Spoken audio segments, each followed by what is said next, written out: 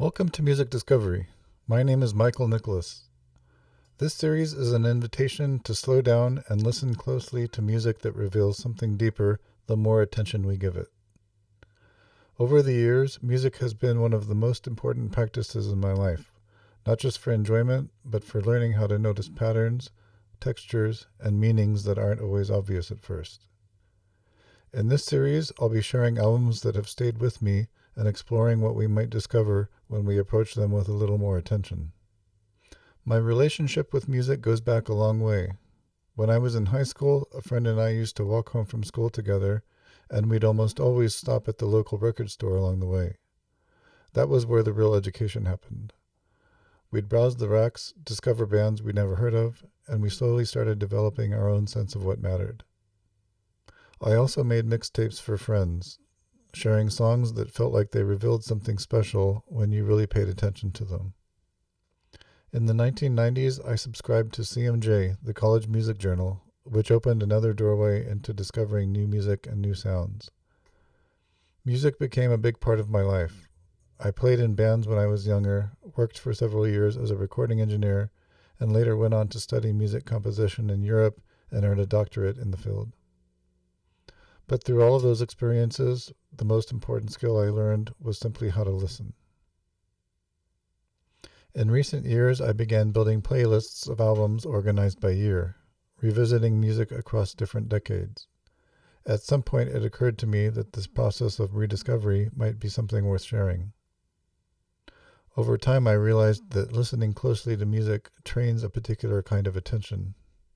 When you pay careful attention, you begin to notice patterns. How sounds interact, how emotions shift, how a small detail can change the entire feeling of a piece. That same kind of attention eventually became central to the work I do today, guiding people through inner reflection.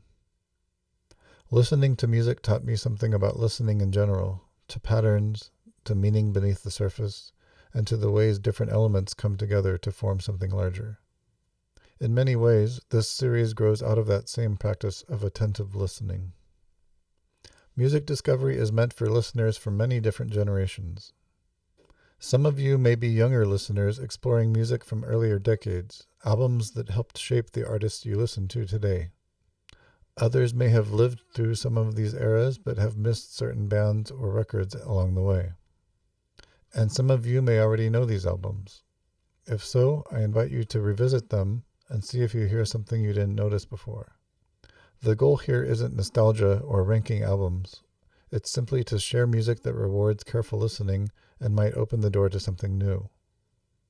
The albums we explore will come from many different genres: alternative music, rock, punk, metal, funk, soul, pop, and others. Most episodes will focus on albums celebrating a special anniversary, records that are 10, 20, 30, 40, 50, or even 60 years old. Each episode will take a closer look at an album, what makes it special, why it matters, and what you might discover when you listen with fresh ears. In some cases, I may present several albums that were released on the same day. Looking at them together can reveal something about the musical landscape they emerged from. The best place to begin is with an album that has meant a great deal to me personally.